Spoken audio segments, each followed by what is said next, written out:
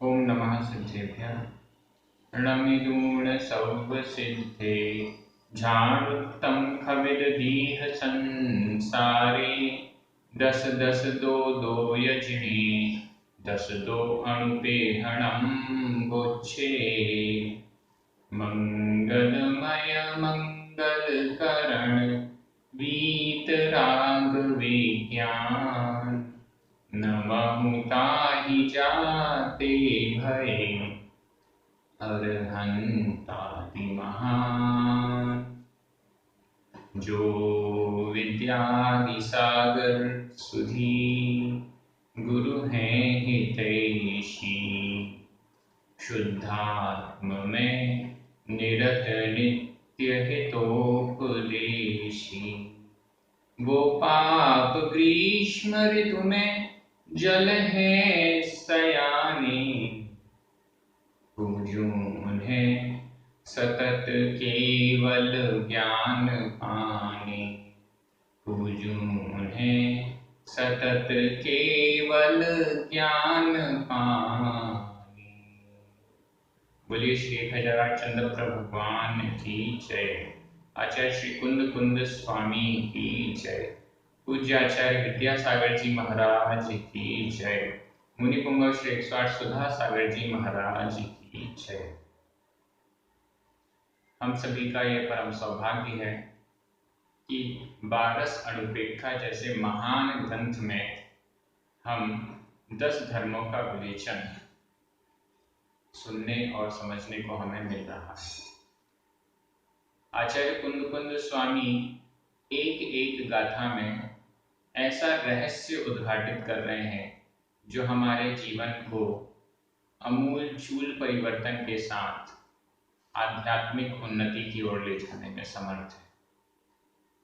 आज हम चौथे नंबर के धर्म उत्तम शौच धर्म का विवेचन देखेंगे। वैसे तो आचार्य कुंद कुंद स्वामी ने 12 अणुपेक्षा ग्रंथ में शौच धर्म को 5वें नंबर पर लिया है, लेकिन वर्तमान प्रचलन में चौथे नंबर पर शौच धर्म का व्याख्यान होता है। इस विषय में 2 प्रमाण हमें आचार्यों से मिलते हैं। आचार्य कुंद कुंद स्वामी, आचार्य कुमार स्वामी और भी अन्य आचार्य चौथे नंबर पर सत्य धर्म को रखते हैं और 5वें नंबर पर शौच धर्म को रखते हैं। लेकिन तत्वार्थ सूत्र में आचार्य उमा स्वामी महाराज चौथे नंबर पर शौच धर्म को रखते हैं और 5वें नंबर पर सत्य धर्म को रखते हैं। आचार्य उमा स्वामी महाराज और उनके सभी टीका ग्रंथ के रचनाकार आचार्य इसी परंपरा को स्वीकार करते हैं। तो इस दृष्टि से ये 2 परंपराएं हमारे सामने हैं, बट दोनों परंपराएं सही हैं। किसी भी परंपरा को हम गलत तो नहीं कह सकते। यहाँ पर जो वर्तमान प्रचलन में चल रही है उसको हम स्वीकार करते हुए चौथे नंबर पर शौच धर्म को ले लेते हैं। जब हम गाथा का अर्थ करेंगे उसमें तो 5वें नंबर इसमें लिखा होगा, तो इसमें आप कोई विशेष विकल्प मत कीजिएगा। चौथे नंबर पर हमें सुनने को मिले या 5वें नंबर पर, हमें सुनना है, समझना है और अपने अंदर धारण करना है।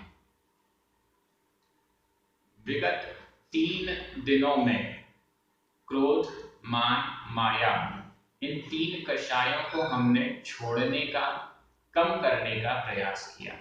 हमने प्रयास किया कि हमारे अंदर क्षमा धर्म की उत्पत्ति, प्रकटीकरण हो जाए। मार्दव धर्म हमारे आत्मा में आत्मसात होता हुआ नजर आने लग जाए और आर्जव के द्वारा हम अंदर और बाहर से सरल हो जाएं, ऐसा हमने प्रयास किया। आज उत्तम शौच धर्म के दिन हम चौथी और मुख्य कषाय, उन 4 कषायों में जो सबसे ज्यादा मेन है, लोभ कषाय, इसको दूर करने का, इसको कंट्रोल में करने का, इसको कम करने का प्रयास करेंगे। आज के इस व्याख्यान में आपको बहुत सारी अच्छी बातें सुनने को मिलेंगी।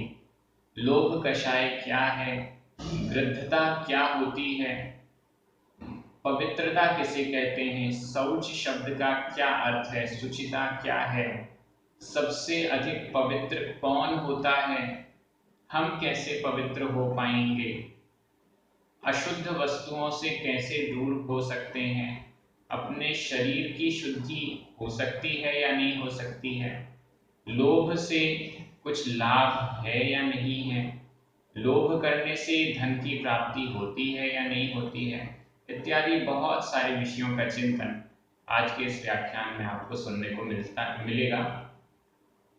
चलिए हम प्रारंभ करते हैं उत्तम शौच धर्म की परिभाषा से, जो कि आचार्य कुंद स्वामी ने 12 अनुप्रेक्षा ग्रंथ में गाथा क्रमांक 75 पर 75 नंबर पर हमारे समक्ष रखी है।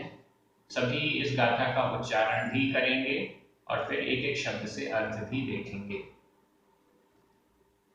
कंखा भावणि वित्तिम, कंखा भावणि वित्तिम, किच्चावे रग भावना युक्तो, किच्चावे रग भावना युक्तो, जो वट्टदि परम मुनि, जो वट्टदि परम मुनि, तस्सु धम्मो हवे सच्चम सोच्चम, तस्सु धम्मो हवे सोच्चम। बहुत अच्छी गाथा है। तस्सु हवे सोच्चम, तस् उसका, दु निश्चित रूप से, हवे होता है, सोच्चम शौच धर्म, उसके शौच धर्म होता है। किसके शौच धर्म होता है? जो परम मुनि, जो परम मुनि, ऊपर वाली लाइन में कहा गया है इससे युक्त वट्टदी होते हैं, होता है, वट्टदी वर्तता है, होता है, जो इनसे युक्त होता है, तस् उसके शौच होती, शौच धर्म, धम्मो शौच धर्म हवे होता है। यहाँ पर वट्टदी और हवे वर्तमान काल अन्य पुरुष एक वचन के क्रिया रूप हैं। तस् इसमें षष्ठी का एक वचन है। परम मुनि, जो, सोच्चम, धम्मो इत्यादि सब जगह और ऊपर भी प्रथमा का एक वचन है। कैसे हैं वो परम मुनि? कंखा भाव निमित्तिम इच्छा, ये पहला विशेषण है। कंखा भाव, कंखा कंक्षा आकांक्षा, आकांक्षा भाव की निमित्तिम निवृत्ति, इच्छा करके, इच्छा यह संबंधक भूत कृदंत का अनियमित प्रयोग है। इच्छा करके, आकांक्षा के भावों की निवृत्ति करके, आकांक्षा भावों को छोड़कर, अपने अंदर से आकांक्षाओं को हटाकर क्या करते हैं? वैराग्य भावना युक्तो, वैराग्य भावना से युक्त, जिन्होंने अपनी आकांक्षाओं को समाप्त करके वैराग्य भावना से युक्त हो गए हैं, वे उत्तम शौच धर्म के धारी मुनि होते हैं, ऐसा कहा जा रहा है। दो कंडीशंस हैं, दोनों कंडीशंस फुलफिल होनी चाहिए, तब जाकर उत्तम शौच धर्म होगा। पहली कंडीशन, आकांक्षाएं जिसने हटा दी है, और दूसरी कंडीशन, वैराग्य भावना से युक्त है। आकांक्षाएं कौन कौन हटा सकता है? जरा विचार कीजिएगा। आकांक्षाएं, कई बार क्या होता है, हमारी इच्छा, अपन बोलते हैं ना अब तो इच्छा ही नहीं है, वो एक सेंटेंस आता है, अब तो भूख ही मर गई। खाना तो है, भूख लगी तो बहुत थी, लेकिन इतना लेट हो गया और आपने कुछ उल्टा सुल्टा बोल दिया, अब तो भूख ही मर गई। ऐसे टाइम पर भी इच्छा को शमन हो जाता है। और दूसरा ये होता है, भूख लगे चाहे नहीं लगे, हमें इच्छा नहीं है। ये दो कंडीशन हमारे सामने होती हैं। इन दो कंडीशंस में आकांक्षा को समाप्त किया जाता है। मुझे बहुत इच्छा थी कि मैं एक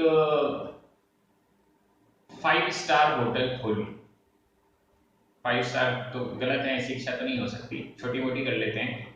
मेरी बहुत इच्छा थी कि मैं ताजमहल बनाऊं, ये और बड़ी हो गई, क्योंकि इच्छाओं का तो कोई एंड नहीं है ना। हम कोशिश करते हैं कि हमारी इच्छा छोटी हो, बड़ी होती जाती है। मेरी इच्छा थी कि मैं ताजमहल बनाऊं, पूरा जीवन में मेहनत करता रहा, लेकिन ताजमहल तो बन नहीं सकता, उसके लिए तो राजा बनना पड़ेगा। तो ताजमहल नहीं बना, कुछ भी नहीं बना। अब क्या है, अब पूछा गया क्यों भैया क्या हुआ तुम्हारे ताज? अरे मेरी कोई इच्छा नहीं, अब मेरी ताजमहल बनाने की इच्छा समाप्त हो गई। क्या वास्तव में हमारी आकांक्षा समाप्त हुई? उस आकांक्षा को हम नहीं पूरा कर पाए और वो आकांक्षा ही खत्म हो गई। हमने जो लक्ष्य बनाया वो लक्ष्य पूरा नहीं हो पाया, हमने जो इच्छा की वो पूरी नहीं हो पाई। इस कारण से वो इच्छा हमने दबा दी, हटा दी, अलग कर दी, जिस कारण से उस लक्ष्य को हमने छोड़ दिया। तो ये पहली कंडीशन तो फुलफिल हुई, लेकिन वैराग्य भावना से युक्त हम नहीं हैं, तो हमारा उत्तम शौच धर्म नहीं है। इसीलिए आचार्य कुंकुन स्वामी ने 2 कंडीशन दी। मात्र इच्छा दब जाती है, इच्छा को हम खत्म कर देते हैं, तो शौच धर्म नहीं हो गया। इच्छाओं को खत्म करने के साथ साथ हमारे अंदर वैराग्य भी होना चाहिए। एक भिखारी है, भिखारी से पूछिए क्यों भैया क्या इच्छा है तुम्हारी? बोलेगा बस 1-2 रुपए 5-10 रुपए मिल जाए बहुत है, बहुत कम, छोटी सी इच्छा है उसकी। और हमसे पूछिए तो हम बोलेंगे कि 5-10 रुपए मिल जाए? नहीं। एक करोड़पति से पूछिए क्या इच्छा है तुम्हारी, वो बोलेगा कि हमें 100, 200, 1000, लाख मिल जाए, वो तो बोले अरबों मिल जाए। जो मतलब लो, जिसका लाभ कम है उसकी इच्छाएं भी कम है, जिसकी आमदनी कम है उसकी इच्छाएं भी कम है, और जिसकी आमदनी ज्यादा है उसकी इच्छाएं भी बढ़ती जाती हैं। जो लाख रुपए कमाता है वो कहता है मुझे 2 लाख कमाने हैं, जो 2 लाख रुपए कमाता है वो कहता है मुझे 5 लाख कमाना है, जो 5000 कमाता है वो कहता है मुझे 7000 कमाना है। अब आप ये सोचिए, जरा तुलना कीजिएगा, लाख रुपए कमाने वाला भी इच्छा रखता है, दुखी है, 5000 कमाने वाला भी इच्छा रखता है, दुखी है। जो भी लाख रुपए कमाने के बाद भी सुख नहीं है, 5000 कमाने के बाद भी सुख नहीं है, सुख तो नहीं है। क्यों नहीं है? क्योंकि अभी इच्छाएं, आकांक्षाएं हमारे अंदर बाकी हैं। ये आकांक्षाएं जब तक हैं, ये इच्छाएं, ये लोभ जब तक है, तब तक हमें सुख की प्राप्ति नहीं होने वाली। जो सुख चाहता है उसे इस लोभ को कंट्रोल में लाना होगा। लोभ की क्या परिभाषा है? कोई वस्तु हमारे पास है और मिल जाए, उसका उपयोग हो चाहे नहीं हो, और मिल जाए, आने दो, ये लोभ है। प्रकर्षता को प्राप्त जो लोभ है उससे छूट जाना शौच धर्म कहलाता है। हमारी गृद्धता, एक और शब्द है गृद्धता, गृद्धता से छूट जाना, गृद्धता को छोड़ देना, गृद्धता को कंट्रोल में कर लेना। जैसे भोजन का लोभ, भोजन की गृद्धता, सबसे बड़ी गृद्धता जो होती है, दिखाई देती है, वो है भोजन की। ये अच्छी चीज है, और खा लो। कहीं शादी या पार्टी में गए और हमारी मनपसंद चीज दिख गई तो क्या होता है, 1 नहीं 2, 2 नहीं 3, आसपास देखा, अपना स्टेटस ज्यादा है, इससे ज्यादा ले नहीं सकते, अदरवाइज तो हम बहुत ले लेते। लोभ, गृद्धता। लोभ क्या है? हम अपना भूल जाते हैं कि हमारे पेट में कितनी जगह है। हम ये सोचते हैं कि आने दो। अरे भैया, भोजन दूसरे का है लेकिन पेट तो हमारा है, वो खराब हो जाएगा तो। इसलिए हमें ये कोशिश करनी चाहिए कि हम लोभ ना करें। लोभ क्या है? उसकी एक परिभाषा दी गई है, युक्त स्थले धन व्ययाभावो लोभ। युक्त स्थले, योग्य स्थान पर धन व्यय अभाव, धन के व्यय का अभाव, धन के खर्च करने का अभाव, यह लोभ है। हम कैसे पता करें कि हमारे अंदर लोभ है या नहीं? जो सही स्थान है, जो योग्य स्थान है, जरूरी स्थान है, ऐसी जगह भी हम खर्च नहीं कर पा रहे हैं तो वह लोभ है। इसके कुछ प्रसंग बताता हूं तो आपको एकदम समझ में आ जाएगा। एक सेठ जी थे, बहुत बीमार थे। उन्होंने अपने मुनीम को बुलाया। आजकल तो मुनीम होते नहीं, सीए होते हैं। अपने सीए को बुलाया, मैं बीमार हो गया हूँ, बहुत बड़ी बीमारी है, इस बीमारी का इलाज देश में तो नहीं होगा, विदेश जाना पड़ेगा, जरा कैलकुलेट करो कितना खर्चा होगा। ठीक है, सीए ने कैलकुलेशन किया, सब जगह पूछ पड़ताल की, आपको फलाने देश में ले जाना पड़ेगा, ये एक इसमें ट्रैवलिंग के चार्जेस, वहाँ हॉस्पिटल के चार्जेस, इतना टाइम लगेगा, टोटल आपको खर्चा 15 लाख रुपए लगेगा और आप ठीक होकर आ जाएंगे। अच्छा, 15 लाख सुनकर सेठ जी थोड़ा सा अच्छा, एक काम करो, अगर मेरा मरण हो गया तो कितना खर्चा लगेगा? ठीक है सेठ जी, सेठ जी मुश्किल से 50,000, अगर चंदन की लकड़ी से भी आपका अंतिम संस्कार करें तो लाख सवा लाख में तो सारा काम एकदम धूमधाम से हो जाएगा। तो सेठ जी क्या कहते हैं, अच्छा ठीक है, फिर इसी की तैयारी कर लो। ये है लोभ। हम अपने स्वयं के लिए भी खर्च नहीं कर पाते, जोड़ते जाते हैं, जोड़ते जाते हैं, तिजोरी भरते जाते हैं, अकाउंट, बैंक अकाउंट भरते जाते हैं, लेकिन हमें कहाँ पर खर्च करना है, कहाँ पर उसका उपयोग करना है, वो भी नहीं कर पाते। हम हमारे परिवार के लिए, हम हमारे मित्रों के लिए, हम हमारे सगे संबंधियों के लिए भी उस धन का उपयोग नहीं कर पाते हैं। कहीं अच्छा कार्य है, उसमें हम अपने धन का सदुपयोग नहीं कर पाते हैं। ये लोभ है। हम क्या करते हैं, हमारा कहीं अच्छा हो रहा है, उससे हमें बेनिफिट है, तो हम वहां भी अपना धन व्यय नहीं कर पाते, तो ये लोभ है। एक और सेठ जी थे, देखिए लोभ की क्या पराकाष्ठा है। वो भी मरने के निकट थे, हॉस्पिटल में पड़े हुए थे, सब बेटे लोग उनके आसपास थे। पिताजी अंतिम समय है, राम का नाम लीजिए। हाँ हाँ बेटे, अच्छा याद दिलाया, राम कुमार से अपन को 50,000 लेने हैं, ले लेना। पिताजी वो राम कुमार नहीं, मैं तो भगवान का नाम बोल रहा हूँ, भगवान का नाम लीजिए। हाँ हाँ सही कह रहे हो, भगवान दास से भी अपन को 15,000 लेने हैं, खाते में लिखा है, तुम लोग भूल मत जाना। अरे पिताजी, जो अपने 24वें तीर्थंकर महावीर है ना, महावीर भगवान का चिंतन करो, महावीर भगवान के बारे में विचार करो, वो हमारे भगवान हैं। हाँ हाँ सही कहा, महावीर, उससे भी तो लेना है, महावीर प्रसाद से। मरते समय भी ये चिंतन कि हमें किससे लेना है। अब बताइए, सबको पता है कि मरने के बाद ये धन संपत्ति यहीं रह जाएगी, परिवार वगैरह सब यहीं रह जाएगा, फिर भी हम ये कोशिश करने में मतलब छूटता नहीं है, ये लोभ छूटता नहीं है कि इससे उधार दिया, इससे लेना, इससे देना, ये छूटता नहीं है। छोटा बेटा कहाँ है, पिताजी आपके पैर दबा रहा हूं। बड़ा बेटा कहाँ है, पिताजी दूसरा पैर दबा रहा हूं। बीच वाला बेटा कहाँ है, पिताजी हाथ दबा रहा हूं।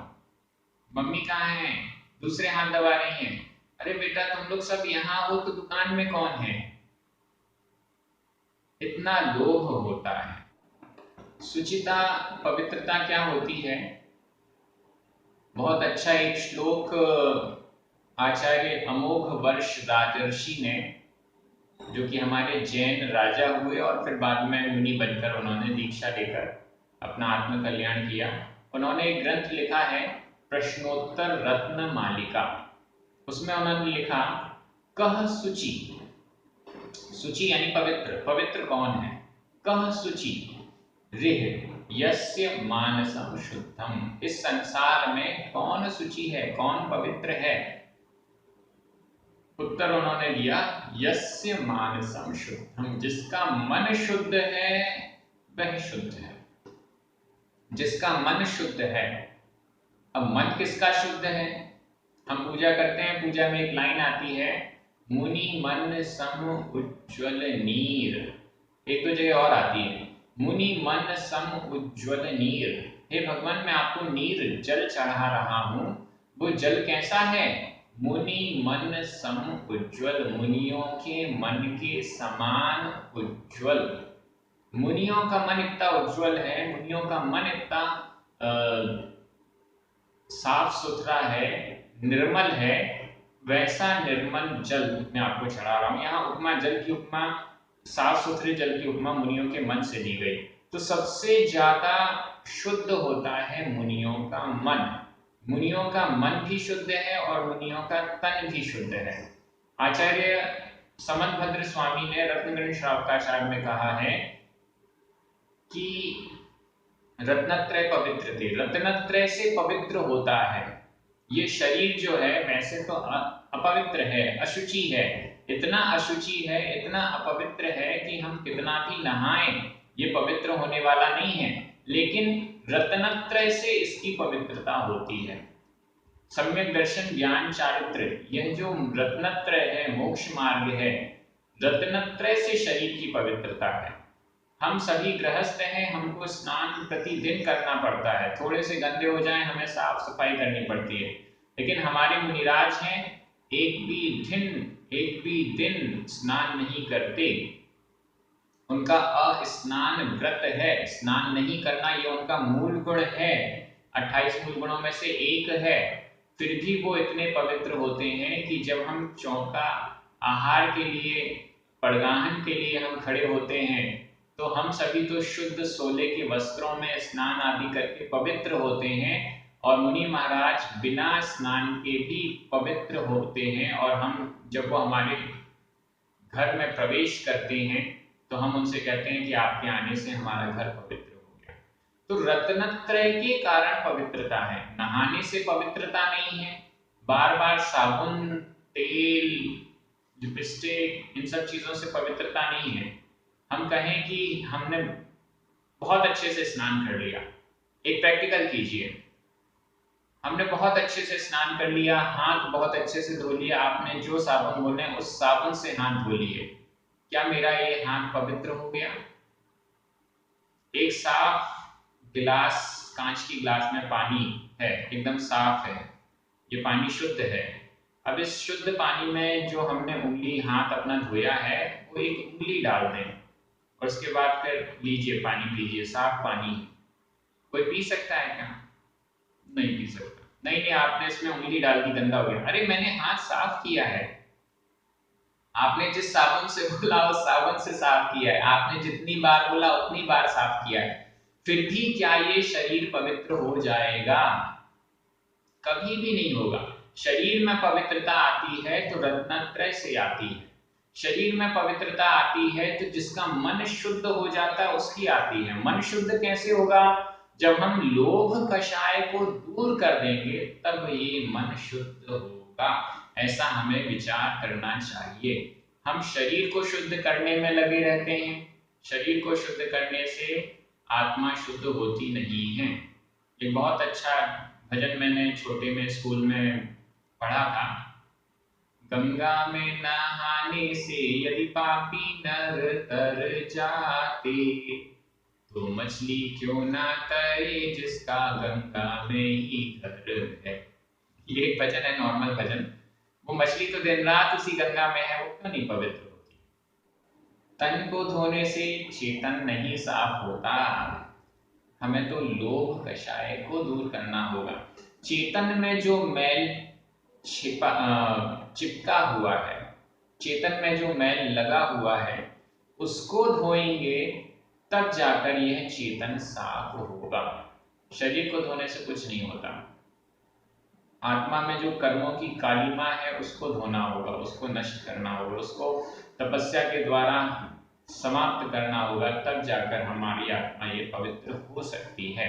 ऐसा हमें समझना चाहिए। आज के इस उत्तम शौच के प्रसंग में एक बात और हमें समझनी चाहिए कि हम आजकल की जो व्यवस्थाएं हैं इतनी खराब हो चुकी हैं। शुद्धि भी हम करते हैं, नॉर्मल शरीर की भी हम शुद्धि करते हैं तो अशुद्ध पदार्थों से करते हैं। हमारी साबुन कैसी है? चर्बी से युक्त है, एनिमल फैट से युक्त है। हमारे सौंदर्य प्रसाधन कैसे हैं? उसमें एनिमल जानवरों की हिंसा से वो बनाए हुए हैं। ऐसे कई प्रोडक्ट्स हैं, ब्यूटी प्रोडक्ट्स हैं, जिनमें जानवरों की हिंसा के द्वारा उनका निर्माण होता है और उससे हम अपने आप को शुद्ध, संस्कारित, ब्यूटीफुल मानते हैं। तो ये बहुत बड़ी विडंबना है। ऐसे कई हर्बल नेचुरल प्रोडक्ट्स भी आते हैं जिसमें इन जानवरों की हिंसा, जानवरों की चर्बी नहीं होती है। अगर हम सौंदर्य प्रसाधनों का उपयोग कर भी रहे हैं तो कम से कम ऐसे प्रोडक्ट्स का उपयोग करें जिसमें कि ये सब चीजें ना हो। हर्बल प्रोडक्ट्स यूज करें, ऐसे प्रोडक्ट्स देख लें हम कौन सा शैम्पू यूज कर रहे हैं, उसमें कहीं अंडा तो नहीं है, कहीं उसमें कुछ और प्रोटीन के नाम पर कुछ और तो नहीं डाला गया है। हम जो साबुन, शेविंग क्रीम, लिपस्टिक वगैरह यूज कर रहे हैं या कुछ और चीज यूज कर रहे हैं उसमें ऐसी चीजें तो नहीं है, इसको एक बार देख लेना चाहिए।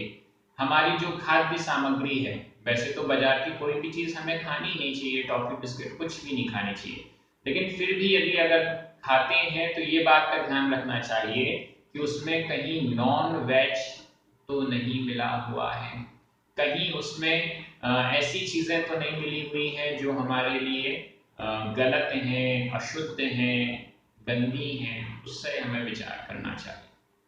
बहुत सारी बातें हैं जिससे हम उत्तम शौच धर्म को धारण कर सकते हैं। हमें हमारी इच्छाओं को एंड, एंड और ये नहीं करना चाहिए, बल्कि उसका एंड, एंड अंत करने का प्रयास करना चाहिए। हमें ये नहीं सोचना चाहिए कि जितना जितना हम लोभ करेंगे उतना उतना हमारा लाभ बढ़ेगा। देखिए, धन आता कैसे है? धन हमारे लाभांतराय कर्म के क्षयोक्षम से आता है। फिर से सुन लीजिए, धन हमारे लाभांतराय कर्म के क्षयोक्षम से आता है, ना कि पाप करने से, ना कि अधिक पुरुषार्थ करने से। थोड़ा सा पुरुषार्थ तो करना पड़ेगा, लेकिन लाभांतराय कर्म का क्षयोक्षम होगा तो धन आएगा, और लाभांतराय कर्म का क्षयोक्षम ज्यादा होगा तो ज्यादा आएगा, कम होगा तो कम आएगा। एक कितनी मेहनत आप करते हैं, उतनी मेहनत करते हैं, उतना पुरुषार्थ करते हैं जितना एक मजदूर करता है दिन रात 6-6 घंटे कड़ी मेहनत, पत्थर उठाना रखना, ये सब क्या हम करते हैं? नहीं करते। वो मजदूर कितना कमाता है? बहुत कम। और आपकी इनकम कितनी है? उस मजदूर से तो कई गुना ज्यादा है। तो पुरुषार्थ से नहीं, लाभांतराय कर्म के क्षयोक्षम से हमें वस्तुएं, धन की प्राप्ति होती है। इस पर विचार करें। लोभ करने से धन बढ़ेगा नहीं, लोभ करने से धन बढ़ेगा नहीं, बल्कि लोभ करने से हमारी आत्म शांति घट जाएगी। जितना कम हम लोभ करेंगे उतना ज्यादा आत्म शांति हमें मिलेगी, उतना ज्यादा हमारे जीवन में हड़बड़ी और ये सब चीजें कम होंगी। अधिक कमाने से फायदा क्या है, जरा ये तो विचार कीजिए। ज्यादा कमा भी लेंगे तो क्या होगा? टैक्स देना, चोरी का डर, कहीं राजा छीन ना ले, इनकम टैक्स का कुछ ग्रेड ना पड़ जाए, तमाम चीजें। खा तो हम नहीं पाएंगे, अपने साथ ले तो जाएंगे नहीं, यहीं का यहीं रह जाना है। फिर लोभ क्यों? जरा सा हम इन छोटी छोटी बातों पर विचार करें तो हो सकता है हमारे अंदर भी वह शुद्धि आ जाए, उत्तम शौच धर्म आ जाए। यही भावना है कि हम सभी इस लोभ कषाय को जीत लें। लोभ को पाप का बाप कहा गया है, सबसे कठिन कषाय है। इसलिए पहले क्रोध मान माया लोभ पर कंट्रोल करने के बाद फिर लोभ पर कंट्रोल करने की बात कही जाती है। सबसे अंत में ये लोभ कषाय छूट पाती है। 10वें गुण स्थान के भी अंत तक सूक्ष्म लोभ के रूप में यह कषाय हमारे साथ बनी रहती है। तो है तो बहुत कठिन, लेकिन इसको कम करने का, लिमिटेड करने का, संतोष प्रवृत्ति अगर हम धारण करें, जो है जितना है पर्याप्त है, ये वाली कंडीशन यदि हम सोचें तो निश्चित रूप से हम इससे छुटकारा प्राप्त कर सकते हैं। हम विचार करें, जब हम छोटे थे तो हमारे पास क्या था, अब तो इतना सारा हो गया है, छोटे थे कितने सुखी थे, अब इतना सब हो गया है तब भी सुखी नहीं हो पा रहे हैं। ये सब पर विचार करें तो हमारे लोभ पर थोड़ा सा कंट्रोल हो सकता है। हमारी जो संचित वस्तुएं हैं उसका हम सदुपयोग करें, संचय में विश्वास ना करें, संचित हो गई वस्तुओं के उपयोग में हम विश्वास करें। तो इस दृष्टि से हमारा कुछ ना कुछ पवित्रता हमारे अंदर आ सकती है। यही भावना है कि हम सभी अपने आप को पवित्र बनाएं, उत्तम शौच धर्म को धारण करें। आप सभी प्राकृत प्रशिक्षण यूट्यूब चैनल के द्वारा बहुत अच्छे से धर्म ध्यान कर रहे हैं। प्राकृत भाषा के ग्रंथों का, प्राकृत भाषा की व्याकरण का बहुत अच्छे से अध्ययन कर रहे हैं, सभी को बहुत आनंद आ रहा है। ये एक अपूर्व अवसर है, एक अनूठा प्रयोग आपके साथ सामने ये आ रहा है, जो कि परमानेंट किया जा रहा है प्राकृत जैनागम के ग्रंथों को एक एक शब्द के अर्थ के साथ। इस मुहिम में जो हमारे प्रचारक हैं, जो एक दूसरे को इन बातों को पहुंचा रहे हैं, उनको बहुत बहुत धन्यवाद। हमारे जो पुण्यार्जक हैं, जिनके निमित्त से ये वीडियोस बन रहे हैं, उनको भी बहुत बहुत धन्यवाद। आप सभी को जय जिनेंद्र। जनवाणी माता की जय।